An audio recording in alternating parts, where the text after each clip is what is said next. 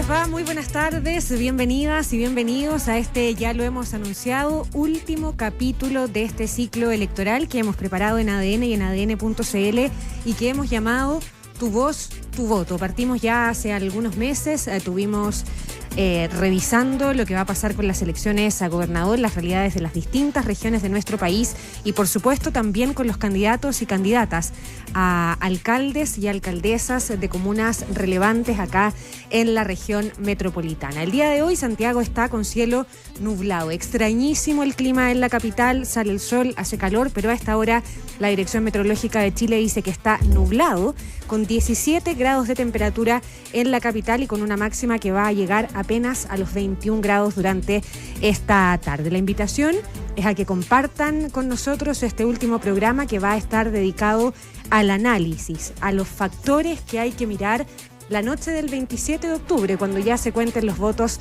de la elección de gobernadores, de consejeros regionales, de alcaldes, alcaldesas y concejales. El WhatsApp, les decía yo, los invitamos a participar con nosotros también en el más 569-7772-7572.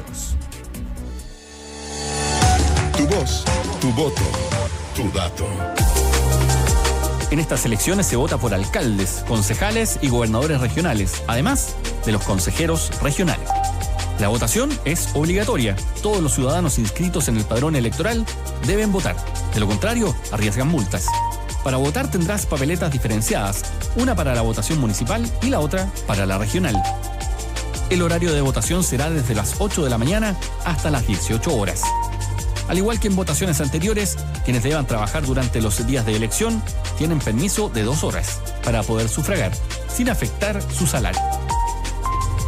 Tu voz, tu voto en ADN. La decisión es tuya. Infórmate y participa. Ya, hay algunos tips prácticos para esta elección que tiene varias características particulares. Por lo pronto, que se vuelve a votar en 2 días, un escenario que ya habíamos vivido en un momento bien particular de la historia del mundo, que era la pandemia del COVID-19. Yo les había dicho que el programa de hoy, el último, ya a días de la elección del próximo fin de semana, va a estar dedicado al análisis, va a estar dedicado a mirar los factores que hay que tener en cuenta la noche del 27 de octubre para digerir, para entender, para explicar los resultados de esas elecciones. Y para eso está con nosotros Nerea Palma, cientista política de la Universidad Diego Portales, integrante de la red de politólogas. Nerea, bienvenida. ¿Qué tal? Muchas Buenas gracias. tardes. Muy feliz de estar acá. Gracias. Tomás Duval, licenciado en Historia, magíster en Ciencias Políticas, analista político y académico de la Universidad Autónoma. Bienvenido también. Hola, muchas gracias. Gracias por venir, Tomás. Y uno de la casa, Danilo Herrera, que nos ha acompañado durante todo este ciclo de Tu Voz, Tu Voto, cientista político y director ejecutivo de Factoría Pública. ¿Cómo estás, Danilo? Buenas tardes. Bien, llegó el último día. Llegó el último día y vamos a partir mirando todas las cosas que hay sobre la mesa para tratar de entender lo que va a pasar en la elección del próximo fin de semana. Tu voz, tu voto en ADN. La decisión es tuya. Infórmate y participa. Mi nombre es María Carolina y soy de Villa Alemana. Que se cumpla lo que están prometiendo los candidatos. Eso es, yo creo que es lo que espera la mayoría. Hola, soy Catalina y soy de Belloto Sur. La verdad, de la elección no espero nada, solo voy a ir a cumplir con mi deber civil. No, me voy a excusar. Espero que lo que digan no sea de tanta falacia, que apoyen el pueblo. Ojalá que los candidatos que sean electos sean personas que realmente cumplan, que sean personas honestas, que no se dejen llevar por la corrupción, que sea un proceso limpio y transparente. Hola, mi nombre es Amanda y esta es la primera vez que voy a participar en unas elecciones, así que estoy muy nerviosa y ansiosa un poco porque estas elecciones son 4 cargos que hay que escoger, entonces hay harto que informarse, hay harto que estudiar. Ahí hay varias personas que nuestros compañeros de los servicios informativos de ADN recogieron sus opiniones en el Biobío, en Valparaíso, también acá en Santiago, situándose ya en el escenario de la elección.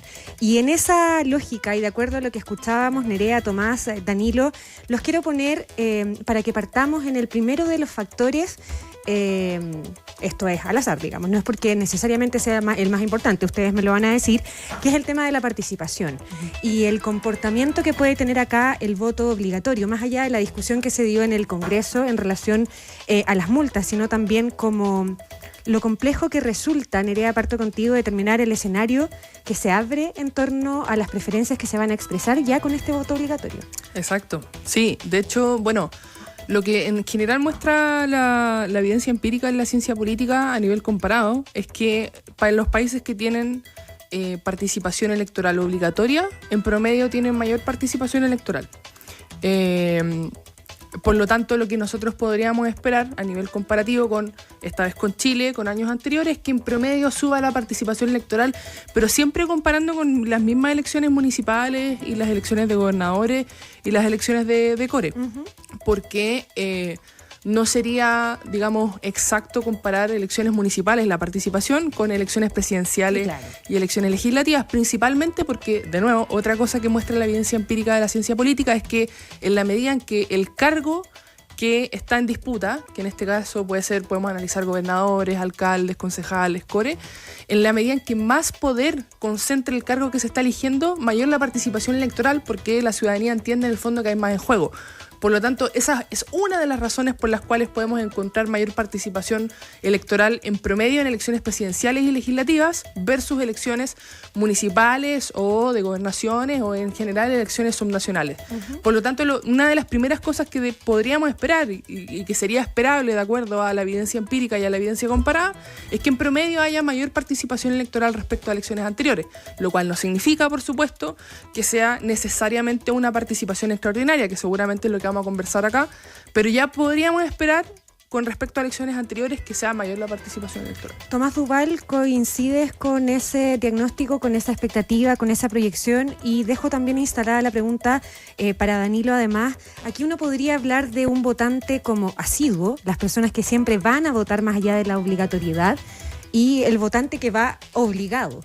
¿Y cuál de esos votantes es el que representa hoy día la mayor incertidumbre? Yo coincido con Nerea, esas son las cifras. Y también agregaría que las elecciones locales son las de más baja participación, si uno tuviera en el voto voluntario, gigantescas, ¿no? Entonces me parece que eso va a ser un tema, yendo a la participación, me parece que va a ser relevante. ¿Cómo va a votar esas personas? Si efectivamente van a marcar una opción o no van a marcar ninguna, o van a anular su voto, porque eso también puede ocurrir. Aquí no solamente es marcar un voto. Y van a cumplir, como decía una de las personas que escuchábamos, Danilo Herrera, con esto de cumplir con su deber, pero van a ir porque tienen que ir, digamos, no porque quieran necesariamente votar o porque tengan candidatos o candidatas ya elegidos o que llenen sus expectativas. Yo eso no lo encuentro tan malo tener voto obligatorio ya es un hecho en Chile en todas las elecciones.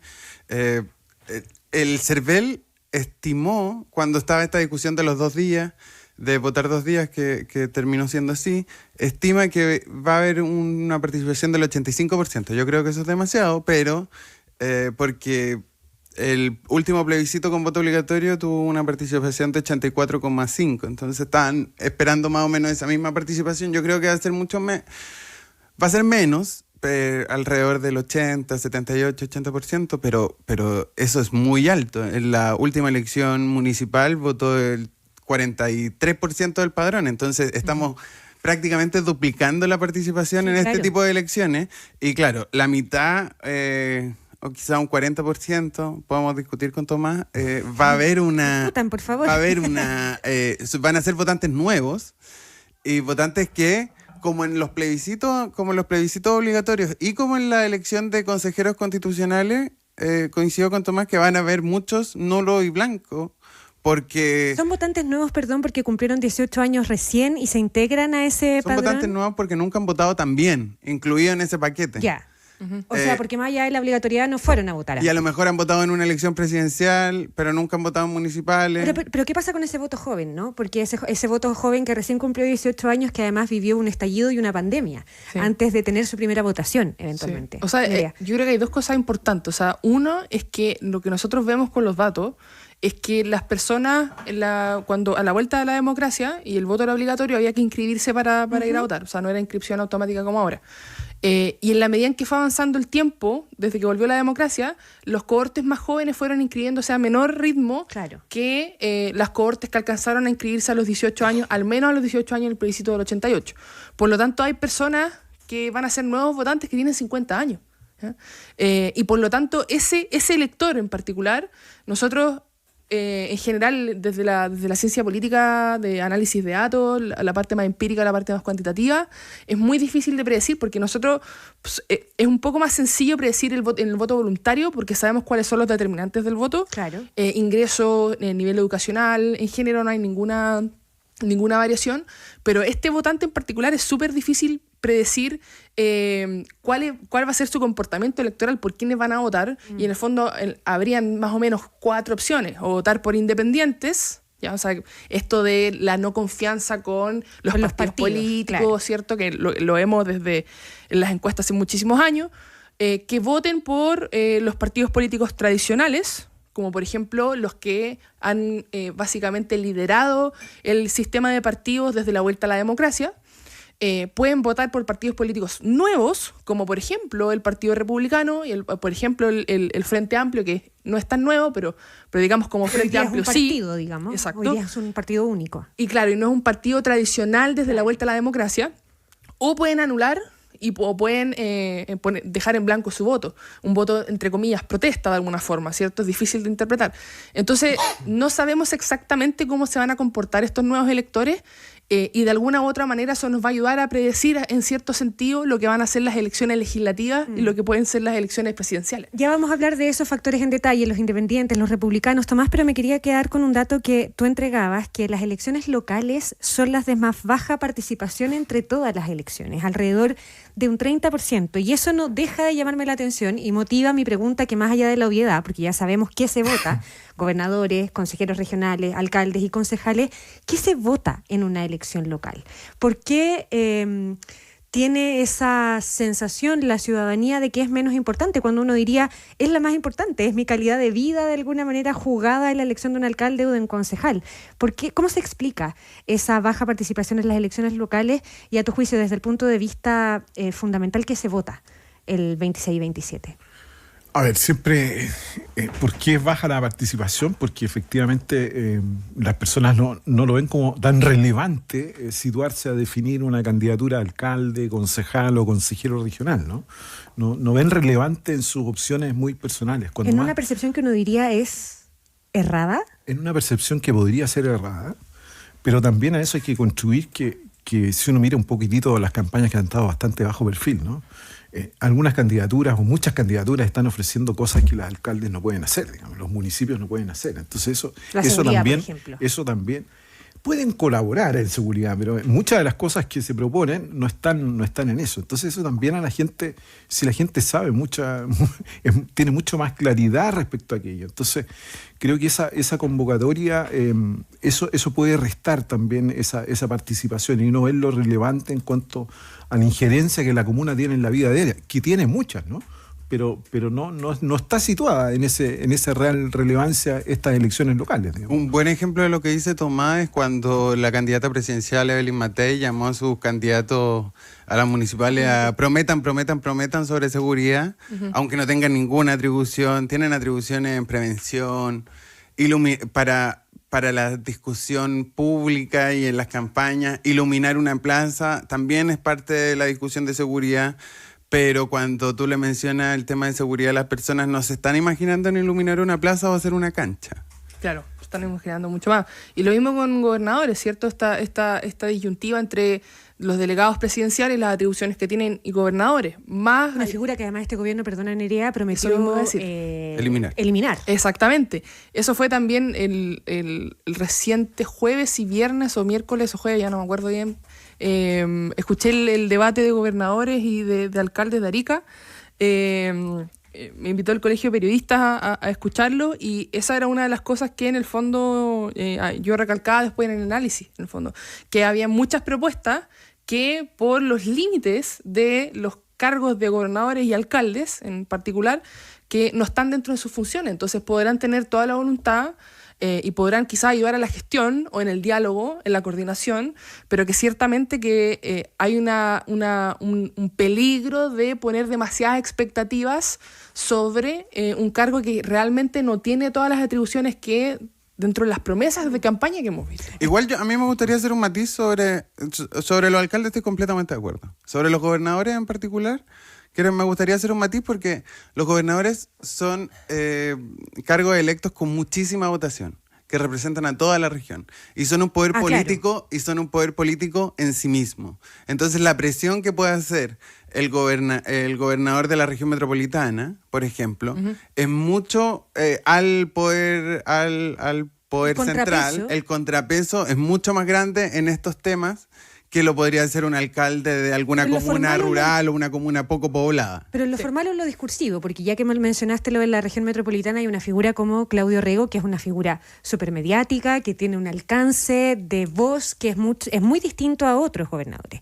Pero en lo factual, en lo concreto, Claudio Rego puede contrapesar, puede hacer un contrapeso en esta región al poder central. No, pero puede... lo que se vende como gobernador regional, que yo creo que es correcto, que es el gran coordinador de las comunas, ser una sola voz. Imagínense una región, cualquiera esta sea, no sé, me imagino Biobío, la metropolitana, las más grandes en particular, que un gobernador electo represente, además del electorado que representa, a la gran cantidad de alcaldes de la región y se vaya a sentar con el delegado regional, con las autoridades de la policía, con las autoridades de carabineros, con el gobierno central aquí en Santiago, hay un peso específico que uno no puede soslayar. Tomás, quedémonos con eso de los gobernadores, porque me parece súper interesante. Con Danilo también lo hemos tocado semana a semana porque hemos estado revisando región a región. De hecho, antes de irnos a la pausa vamos a estar escuchando lo que va a pasar en Arica y Parinacota. Pero, ¿cómo es esta segunda elección de gobernadores? ¿Cómo se llega a esta segunda prueba ciudadana para los gobernadores? Muchos de ellos van a la reelección, pero las gobernaciones han estado marcadas por los casos de corrupción como una marca indeleble, ¿no? En términos de lo que tiene que ver con los casos convenios en la Araucanía, en el norte, en Antofagasta, acá en la región metropolitana, en parte con la Fundación Procultura y en otras también. ¿Cómo se llega a esta elección de gobernadores? ¿Cuál va a ser el desempeño de esta elección? Sí, sin duda. Falta una evaluación, porque es la primera elección, vamos a tener 4 años. Falta una evaluación real de qué realmente hicieron los gobernadores. ¿Qué pasó en esto? Porque hasta el momento nos quedamos con la visión que tú estás diciendo. O sea, los problemas de corrupción han afectado a distintas regiones, no solamente por ser gobernadores, sino que han estado ahí en el gobierno regional. Y por lo tanto eso ha sido una característica de allá. Y lo segundo, que para la política, y en esto hay que ser bastante sincero, hay muchos que compiten en la elección de gobernadores, como bien decía Danilo, tienen una proporción de votos importante, pero compiten porque a lo mejor no van a ganar, pero si hay a un año plazo hay elecciones de diputados y senadores, bueno, van a obtener una cantidad de votos muy relevante que los puede dejar como figuras, ¿no? En el mejor distrito que me va, voy de candidato a diputado a la próxima vuelta. Y también, desde el punto de vista, yo estoy hablando de la política, ¿no? Desde el punto de vista político, la región metropolitana, si el gobernador, quien sea el que gane, saca muchos votos, bueno, somos una región inmensa en la historia, o sea, queda parado con un apoyo ciudadano realmente relevante. Vamos a ver si quieren o no optar a otro cargo, ¿no? Porque eso es una plataforma que hasta el momento no la hemos visto, porque tenemos la primera vez que tenemos gobernadores regionales. ¿Coinciden ustedes tres, Nerea, Danilo, Tomás, en que va a haber muchas segundas vueltas en esta elección de gobernador o no? Palma. Sí, en realidad yo tendería a pensar que en general sí. Sobre todo por la cantidad de candidatos. Y eso en el fondo fracciona el voto y por lo tanto hace mucho más difícil alcanzar una mayoría simple desde ese punto de vista. Ahora, lo que quizá, y sobre todo porque pensando en los dos sectores más grandes, ¿cierto? En general la izquierda, podemos ver en general el Frente Amplio con el Partido Comunista, que es un voto que podría ser de alguna u otra manera intercambiable, y en el socialismo democrático ya podemos ver la competencia entre socialismo democrático y Frente Amplio más PC. O sea, y ahí se fracciona el voto de la izquierda. O sea, ahí no hubo acuerdo, de hecho. Exacto. No existe el Chile contigo mejor. Exactamente. Y a nivel de derecha, lo mismo con republicanos y en general Chile Vamos. Entonces, por lo tanto, las dos coaliciones van fraccionadas dentro, con propuestas que uno puede pensar que son más o menos diferentes. Hay matices, hay grados, ¿cierto?, en diferentes materias, pero me parece que en general, ya y solamente con eso, en el papel, me parece que en general podríamos esperar una buena cantidad de segundas vueltas. Me parecería diferente, me parecería difícil pensar que no. Se necesita llegar al 40% de los votos en primera vuelta para que no haya segunda vuelta en cada una de las regiones. Yo veo con alguna posibilidad de que esto ocurra en Valparaíso, en la Metropolitana, quizás en Magallanes, y hasta por ahí nomás. En esas no habría segunda vuelta. Claro, y en el resto yo veo... 3 o 4. Claro.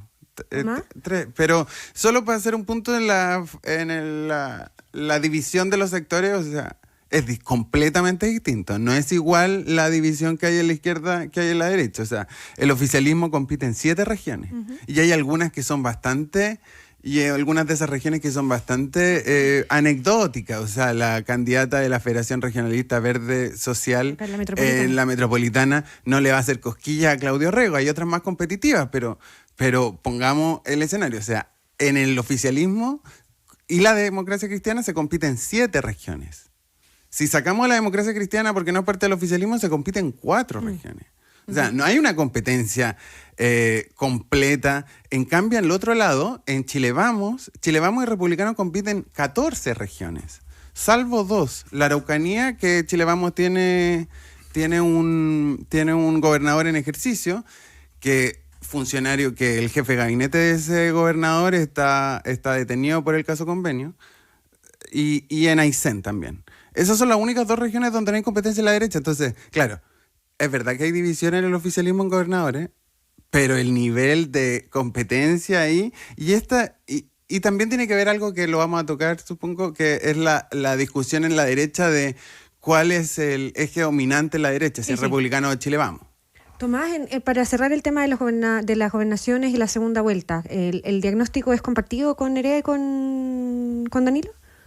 Sí, yo tiendo a pensar que hay más segundas vueltas, pero porcentualmente no me atrevería hoy día a decir. Yo creo que vamos a tener más sorpresas de las que creemos. Son muchas regiones, son 16. De alguna manera yo creo que podemos tener segunda vuelta a lo mejor en 6 de aquellas, probablemente, en 6 o 7, ¿no? Probablemente no tengamos más que eso. Pero no tengo ningún antecedente. Mi impresión es que eso, porque es un voto mucho más personal, ¿no? Como nuestro voto es personal, al igual del alcalde, se puede producir ese fenómeno. Estamos con Tomás Duval, licenciado en Historia, magíster en Ciencias Políticas, analista político y académico de la Universidad Autónoma, también con Nerea Palma, cientista política de la Universidad Diego Portales, integrante de la red de politólogas, y con Danilo Herrera, cientista político y director ejecutivo de Factoría Pública, haciendo este último capítulo de Tu Voz, Tu Voto, ya una semana de las elecciones regionales y municipales del 26 y 27 de octubre. Nos vamos a ir a la pausa. Al regreso vamos a hablar de los equilibrios políticos, de las grandes batallas también de los independientes y más.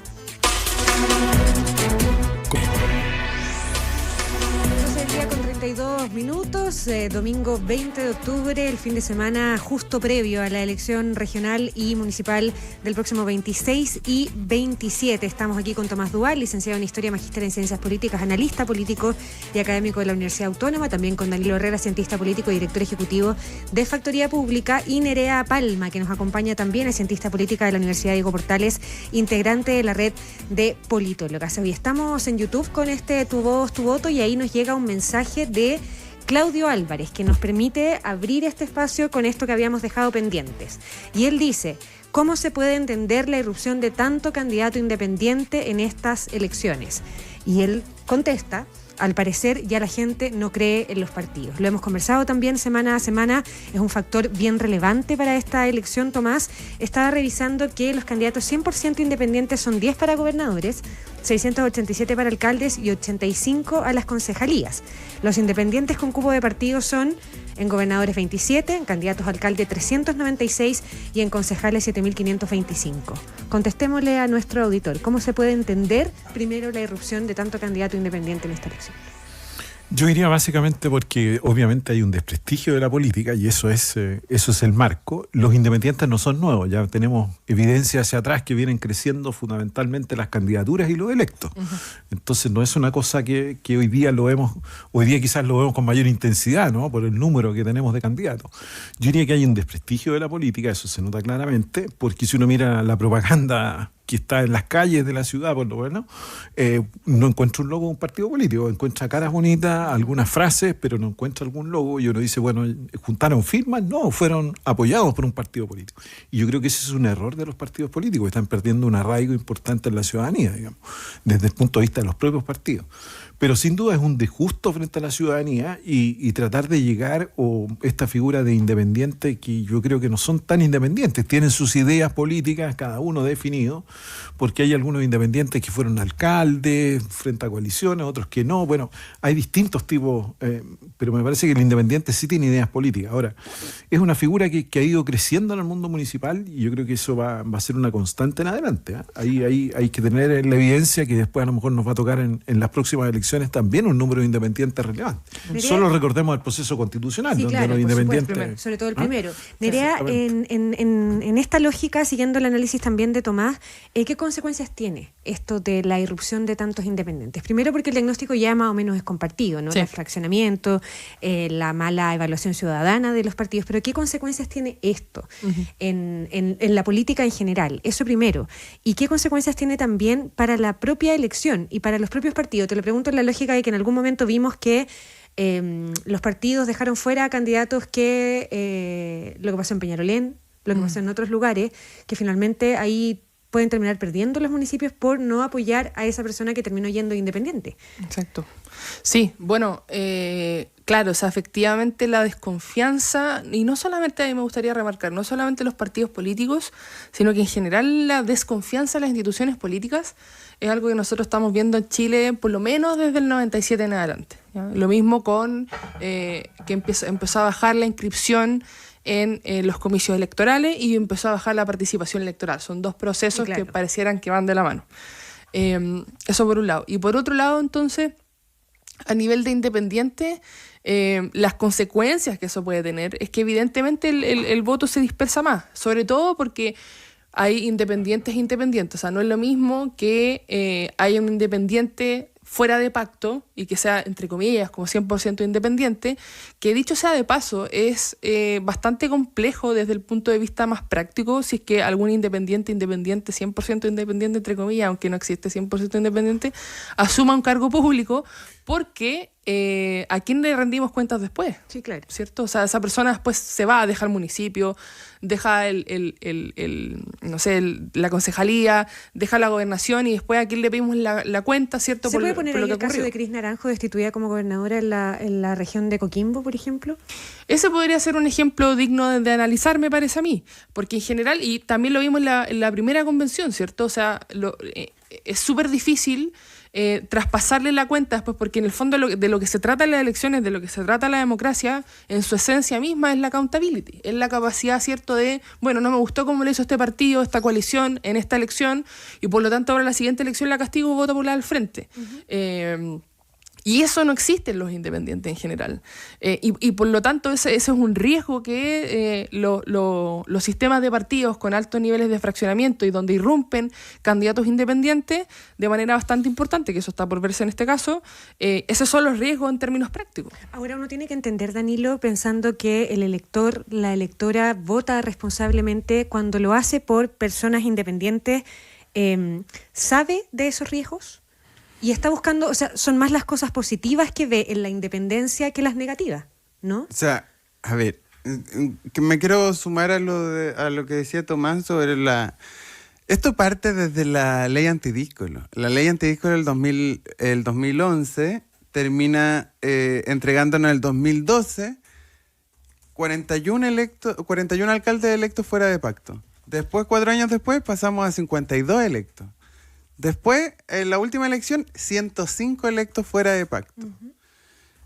Y va a seguir creciendo ese número, obviamente, sobre todo en comunas chicas o relativamente chicas, pero también pasa en comunas grandes donde hay candidatos, donde hay candidatos que van como independientes fuera de pacto, pero van apoyados por partidos por fuera. Le pasa a Claudio Rego en la región metropolitana, claro, por ejemplo, que va apoyado por la gran mayoría del oficialismo, pero va independiente fuera de pacto porque juntó sus firmas, porque quiere ser independiente. Pasa con Marcela Cubillo.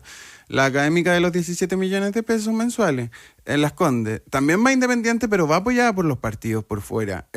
La UDI, Evópolis ya le quitó los apellidos. Chile Vamos se quedó sin candidato después de que se baja la actual alcaldesa de Las Condes. Claro. ¿No? O la hacen bajar, o Coello la hace bajar. Sí, bueno, claro. da lo mismo. Pero claro, esos son distintos tipos de independientes. Y eso pasa en las elecciones de alcalde y de gobernadores, donde tú votas por persona, digamos. En las otras elecciones, donde tú votas por lista, es poco probable que salgan electos, es muy difícil salir electos fuera de pacto, pero ahí aparecen los independientes dentro de pacto. Entonces, si hay un independiente UDI, un independiente PS, da lo mismo, ahí hay que ir a pasar la cuenta. Pero el que vota entiende esas diferencias. No, por supuesto que no. Es que hacia allá apunto, porque como no subestimar el rol del elector del independiente. Digo, asumirá los riesgos de lo que significa votar por un independiente, o Tomás ve en la independencia más virtudes que defectos, digamos. No, por supuesto, yo creo que está viendo virtudes. Y además que tenemos el voto personalizado. Hace mucho tiempo es nuestra cultura, digamos, votamos por personas. Y eso el elector lo tiene, pero la ciudadanía en general lo tiene súper claro. Sí. Votamos por personas, no votamos por partidos, por otros. Y en distintos tipos de elecciones. ¿Locales nomás? ¿O? En todas. Sí, todas las elecciones hacemos voto por personas. Entonces se lo tiene muy claro. Sí. Votamos por un presidente o presidenta, votamos por un gobernador en este caso, por una alcaldesa, pero votamos por esa persona, más que por la identificación de un partido. Y eso naturalmente produce estos efectos, donde los independientes son todavía mejor valorados por la ciudadanía ante el desprestigio de las instituciones de la propia Igual política. Me gustaría arriesgar, porque si votan por lista, como es que es el voto contrario que uno ve en Europa, donde o votan en Argentina también, o en Argentina, efectivamente ahí no hay un voto personalizado, pero nosotros tenemos esa característica dentro de toda la lista, lo que tenemos que encontrar es un nombre. Exacto. No una marca de un partido. Pero en elecciones, y me gustaría arriesgarme en esto, en elecciones como concejales y cores, no hay, tú puedes intentar averiguar quién es tu candidato a alcalde, quién es tu candidato a gobernador, y eliges. Pero a core y concejales no hay demasiado. Entonces, al partido que ahí tú votas, ahí tú podrías votar por un partido. A nosotros nos gusta la política, a mí personalmente, voy a hablar por mí. No me acuerdo por qué candidato consejero regional. Por eso, voté. pero votaste, ¿te acuerdas por qué partido votaste? Claro, porque pero no me acuerdo, te fijo, ¿no? Uno pero es probablemente un no problema. se acuerda, pero a la hora de enfrentarse... Es que es un problema. Sí, yo estoy por cierto que es un problema. Somos politizados nosotros y no me acuerdo. O sea, porque son cargos que son importantes. Muchas veces las personas desconocen tampoco me acuerdo por qué concejal voté ahora, si tú le preguntas a un candidato a concejal cómo va a ser electo, yo creo que tampoco sabe. No, por supuesto. Bueno, eso claro. Nerea. Sí, no, lo que iba a decir con respecto a eso es justamente que, o sea, dos cosas. Uno, que en general en Chile tenemos muy poquita, tenemos una investigación que yo puedo pensar, un paper de Carolina Segovia, donde muestran los niveles de conocimiento político que tienen las personas. Sí. Solamente uno, y eso fue el 2010, 2011. Por ahí es la fecha. De la encuesta del CEP que ocupó la Carola. Y solamente con ese paper, porque hay obviamente en Estados Unidos muchísimo más de eso, en Europa hay muchísimo más de eso, lo que nosotros podemos ver es que hay un grupo muy pequeño de personas, que tienen altos niveles de conocimiento político. Saben, en el fondo, reconocen a figuras, claro, entre otras cosas. Y la vasta mayoría de las personas no tiene un nivel de conocimiento político que le permita poder identificar no solamente cuáles son los roles del cargo, sino que además poder identificar siquiera qué partido relaciona con qué idea. Ya, ahí hay que decir también que uno podría, desde el sentido común incluso, apuntar a las campañas que lo menos que buscan reforzar precisamente es como entregar información de las propuestas, información de los partidos, como decías Tomás, pareciera que se oculta el partido a que pertenecen también los candidatos. Bueno, eso con los independientes, pero hay otro tema que nos permite avanzar con la pregunta de Ana María, que es de Valdivia. Y dice Danilo Tomás Nerea que siempre le ha llamado la atención que todos los medios dicen que Santiago es la madre de todas las batallas, con una mirada centralista. Primero se pregunta a ella por qué pasa eso, pero nos permite situarnos en las grandes batallas. Así que vamos a hablar de Santiago. Así que vamos a hablar de Santiago. No, pero tratemos de contestarle la pregunta a esta auditora que de Valdivia dice, bueno, ¿por qué? ¿Por qué Santiago es la madre de todas las batallas, Nerea? Ana María. Claro, sí, Ana María, bueno, saludos a Valdivia, mi familia de allá, así que saludos para Valdivia. Bueno, Lo que pasa es que Santiago, bueno, lo que pasa son muchas cosas en realidad. Santiago, la comuna de Santiago. Santiago Comuna, eso. Santiago Comuna es una comuna que es súper interesante analizar me parece a mí, 2 motivos. Uno, obviamente, porque en general la cantidad de esfuerzo y movilización que ponen los partidos políticos para poder elegir a sus candidatos, y estoy hablando principalmente de las 2 coaliciones más importantes que en general tiene Chile desde la vuelta a la democracia. O sea, eso en primer elemento. Y eso en primera cosa, en el sentido, no necesariamente por la cantidad de electores, que es importante, pero podríamos pensar entonces, bueno, ¿y qué pasa entonces con La Florida? ¿Qué pasa con Puente Alto? Claro. ¿Qué pasa con Maipú? Que tiene muchos electores, pero es más... Santiago, por lo pronto. Exacto, y más bien por la movilización electoral que hay. Y en segundo término, bastante importante a mí, que me gustaría destacar, es la alternancia que hay en Santiago, en donde en general la reelección no es posible virtualmente. Entonces, por lo tanto, lo que nosotros podríamos pensar es que si es que hay alguna fuerza política que se logra reelegir en Santiago, es una fuerza política que tiene bastante poder en esa comuna, y que es una comuna muy importante, muy emblemática para las elecciones. Eso te iba a decir, Danilo, porque por número de electores no es la más grande, por número de tamaño, o sea, por tamaño de la comuna tampoco es la más grande, por lo tanto podríamos poner otras, pero hay aquí algo de fondo que tiene que ver con inclinar la percepción de triunfo de un determinado sector político. Sí, por supuesto, o sea, eso es, ¿no? Porque son las grandes batallas las que se mencionaban acá, porque son las más visibles, independiente del número de electores. Son las más visibles, y porque les da una oportunidad a los partidos a mostrar un buen balcón el día de las elecciones. El domingo, cuando tú sales al balcón y muestras a qué, el PC va a mostrar a Irací si sale ganadora, o a Desbordes si sale ganador. O sea, ahí se va a jugar, esa es una muy buena foto para RN si tiene a Desbordes ahí, sí. o para el PC si tiene Irací. Pero también pasa lo mismo en Ñuñoa, en Viña, para no quedarnos en la región metropolitana, en Viña, la pelea está muy interesante. Pouge Ripamonti. Pouge, otro independiente fuera de pacto apoyado por partidos de derecha, que también los esconde, por supuesto. Y en la Florida Puente Alto, la reelección de la derecha que terminaron los 3 periodos los alcaldes Codina y Carter, también van a ser una victoria para la derecha si logra mantener esas 2 comunas. Ya, Tomás, quedémonos con otro de los factores que yo tenía aquí apuntado a propósito de lo que decía Danilo del balcón. El predictor de la presidencial. ¿Es esta elección un predictor de la presidencial?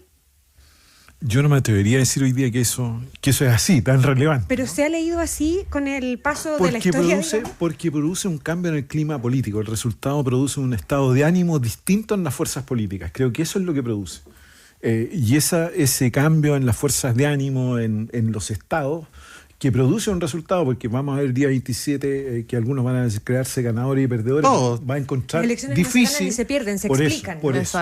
Entonces, pero sí produce un cambio de estado de ánimo, y también el resultado acompaña a quien se vea triunfador en eso como una opción en adelante de proyectar una candidatura presidencial. Pero no es que sea una cosa matemáticamente que uno la pueda proyectar directamente, gané la municipal y gano la otra. Pero ahora, en eso la se ha ido dando hacia atrás que quien gane la municipal tiene buenos resultados en las parlamentarias y en las presidenciales. ¿Que gana qué en esta elección tiene buenos resultados después? Porque tenemos 4 elecciones distintas. Entonces tenemos alcaldes, tenemos concejales, tenemos gobernadores y tenemos consejeros regionales. El que gana qué muestra resultados o un mejor desempeño, se prospecta mejor para un mejor desempeño el 2025. Nerea tiene mejores datos, pero yo me fijo en número de votos de concejales. Ya.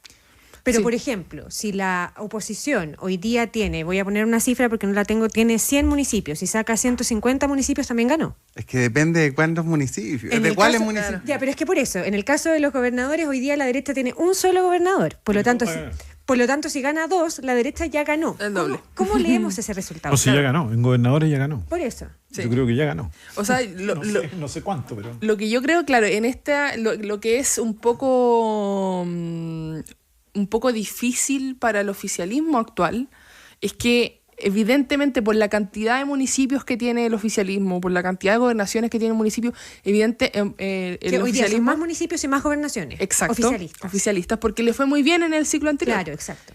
hay mucho que perder y la oposición tiene mucho que conquistar. Eso sumado a que el actual oficialismo es, valga la redundancia, oficialismo del Poder Ejecutivo, y lo que hemos visto no solamente en Chile desde Bachelet 1 en adelante, lo que hemos visto en la región de América Latina desde 2018 es que las oposiciones van ganando las elecciones continuamente. O sea, la oposición al oficialismo va ganando continuamente en los siguientes ciclos electorales. Yeah. Eso es lo que nos muestra la evidencia comparada, y eso es lo que nos muestra la evidencia en Chile.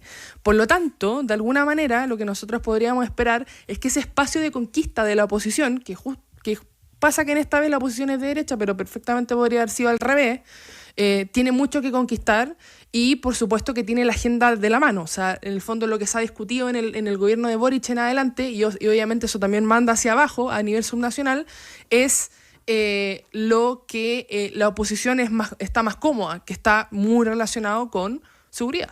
Ya, pero en esa lógica, en ese clivaje de oposición que gana después cuando es oficialismo, etcétera, ¿de qué derecha estamos hablando? ¿De qué oposición estamos hablando en esta elección en particular?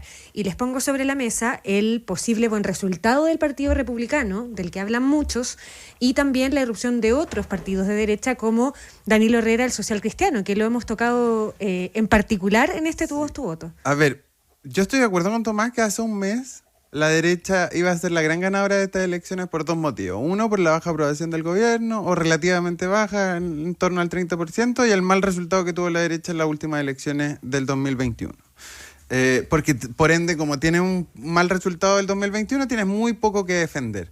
Pero el caso Hermosilla, que afectó a toda la derecha, y en particular a Chile Vamos, yo no sé si les va a pasar la cuenta a la derecha en esto. O sea, no es solo Andrés Chadwick, que terminó renunciando a la UDI, también es Bloomer, que es de Bópoli, también está Sichel, que contrató a Hermosilla, Carter y Matei, candidatos presidenciales de Chile Vamos, contrataron al corrupto exfiscal Guerra. Entonces vamos sumando esto, y durante el último mes la derecha ha estado envuelta en esto, intentando defenderse de esto, y yo no sé si eso le va a llegar en algún momento a los candidatos presidenciales, y en particular sobre el Partido Republicano, a los candidatos a las municipales, perdón. Y en particular el Partido Republicano cree que va a llegar al 10% en concejales, en voto de concejales. Eso lo han dicho públicamente. ¿Y? Eso sería un batatazo, un gran resultado para el Partido Republicano, y termina también teniendo esta pugna entre la hegemonía de la derecha, porque además no solo compiten en 14 regiones, también compiten en 35 comunas. Exacto. ¿Cuántas comunas donde compite el Partido Republicano y Chile Vamos va a ganar el Partido Republicano? ¿Cuántas va a ganar Chile Vamos? Y en cuántas, por esa división, termina ganando alguien del oficialismo o la democracia cristiana. Tomás, ¿y esa disputa en la derecha cómo se define o cómo se explica el 27 de octubre? Yo coincido que el Partido Republicano va a tener un buen resultado. Hasta en gobernadores, te diría Danilo. En gobernadores también va a tener un resultado. ¿Dónde? Se ríe Danilo. Hasta en gobernadores va a tener resultado. Me parece que eso lo hace, porque hoy día es una fuerza política que no tiene representación en el mundo municipal, ni regional, y por lo tanto va... O sea, pasar de 0 a 1 ya es un triunfo. Pero va a ser más de 0 a 1, porque tiene una lista muy grande de concejales. Yo creo que hay partidos que aspiran a tener 2 dígitos, que ya es mucho. Estoy pensando ya casi con menor, como diría yo, ambición, ¿no? Pero yo veo 2 partidos que tienen posibilidad de llegar a los 2 dígitos. Uno es republicano y otro es el Frente Amplio. Partidos en 2 dígitos, claro. ¿Sí? El resto puede que no llegue a los 2 dígitos, va a andar por ahí, digamos. Y el Partido Republicano sí va a tener una opción, va a ganar, me parece que está disputando ciertas alcaldías, gobernaciones, y un buen resultado hacia abajo. ¿Eso coloca la lucha en la hegemonía en la derecha? Sin duda que aquí está dada, ¿no? ¿Por qué? Porque ya el Partido Republicano, José Antonio Casa, anunció que tiene su tercera candidatura presidencial ya el próximo año. Ya lo dijo que era claramente, y eso lo van a hacer, ¿sí? Lo dicen con anticipación. Entonces, eso los va a apoyar todavía en esa disputa. Ya, nos quedan 5 minutos de programa, y no puedo dejar de preguntarles por algo que ya esforzaba también Danilo Herrera, porque Alejandra Muñoz, que dice que nos ha escuchado desde el primer programa, dice, los casos Cubillos, Audios y Monsalve podrían afectar estas elecciones. Danilo se refirió a la derecha y fundamentalmente los efectos de los casos Cubillos y Audios. Siguiendo esa misma lógica, a una semana de las elecciones estalla muy probablemente el peor escándalo, la peor crisis que ha vivido esta administración de Gabriel Boric. ¿Qué impacto pueden tener, primero en la derecha, si coinciden, Nerea, los casos Audio y Cubillos, por decir de alguna manera, y cómo leemos lo que pueda pasar con el caso Monsalve? Estamos hablando de una denuncia de violación en la que el gobierno, además, según todos los expertos y según todos los sectores, ha demostrado como un nivel de improvisación que ha dejado más flancos abiertos que respuestas a las preguntas que estaban abiertas, ¿no? Exacto. O sea, lo primero que a mí me gustaría decir con respecto a eso es que en realidad, nosotros nunca vamos a ver el efecto que va a tener en el resultado de la elección. Porque es muy difícil aislar el efecto. Ninguna de las dos cosas, ni los Audios, ni Monsalve, ni nada. No hay cómo saberlo, porque es muy difícil aislar el efecto de una sola variable en el resultado de una elección que es multifactorial, en el fondo. Eso como primera cosa. Pero después uno puede teorizar, en el fondo. Uno puede teorizar. Y lo que yo puedo teorizar son dos cosas. Uno, que cualquier cosa que pase, lo que muestra la teoría de la opinión pública es que la opinión pública es muy fluctuante, número uno. Y número dos, las personas se tienden a acordar de lo más reciente. Sí, claro. ¿Es cierto? En general, a menos que te pongas a reflexionar. Pero en general... Sí que está reciente. Y esto es más reciente. Entonces, que algo reciente pase, es más probable que la gente recuerde eso. O sea, ¿cierto? Es altamente probable que esta semana sigan pasando cosas incluso en lo penal en torno a Manuel Monsalve. Sí, y bueno, también en el caso Hermosilla quizás tenemos nuevos antecedentes, que en el fondo sería un respiro para el oficialismo. Eso es número uno, pero número dos, también tenemos que recordar que en general las elecciones subnacionales son elecciones que están muy cargadas por lo individual y por los líderes locales, más y también como intentan salirse de las etiquetas partidarias. Hemos venido conversando. Eso es lo que en el fondo les puede favorecer. Tomás. Sí, es difícil saber los efectos, pero algún efecto van a tener en la derecha y algo en el oficialismo hoy día, sí, también puede tener más efecto esto de la obligatoriedad y en los votos nulos y blancos, por ejemplo. Podría ser una manera, pero es difícil establecer esa relación, ¿no? Pero yo creo que algún efecto pueden tener, pero sin duda estas son 345 elecciones locales que están fuera de este ámbito de discusión más política, entonces creo que en ese efecto no va a ser mucho, ¿no? Yo no veo que eso vaya a influir. Si hubiésemos cambiado el escenario electoral, estaríamos hablando de parlamentarios, sin duda, y tendría un efecto mucho más fuerte que este local, digamos. O sea, si la elección del fin de semana porque fuera la de cada comuna tiene sus parlamentarios, particularidades y a veces tienen otros problemas que son mucho más urgentes, a lo mejor puede ser la seguridad u otros, que las discusiones van en ese sentido, son muy particulares esas elecciones. Entonces yo veo que es difícil que esto vaya a tener un impacto tan fuerte en ese resultado. ¿Se dibuja un poquito esa tesis, Danilo, entonces de la derecha como impactada por estos casos de alta connotación, por decirlo de alguna manera? Sí, es que yo noto una diferencia porque encontrar fotos de candidatos, porque hay cosas que nosotros no estamos viendo en la campaña, o sea, campañas que están mostrando o campañas masivas que están pasando por WhatsApp, que están pasando por teléfono, que nosotros no estamos viendo, y que acercan a candidatos de alguna comuna en particular con Cubillos, con Hermosilla, qué sé yo. Esa cercanía yo la veo que es más estrecha esa cercanía que con Monsalve con un candidato. Yo me fijé que si uno ponía Monsalve candidato en alguna red social, en TikTok, en Twitter, en Facebook, aparecían ya fotos haciendo contracampaña, Monsalve con un candidato al lado oficialista. Eso está ocurriendo y nosotros no lo estamos viendo. Entonces, claro, es difícil hacer eso. Yo creo que es difícil ver eso, y el lunes, cuando le vaya bien o mal al gobierno, al oficialismo o a la derecha, esta va a ser una de las explicaciones, pero no vamos a tener cómo comprobarlo. Y solo para terminar, porque nos van a echar... No, vamos a terminar.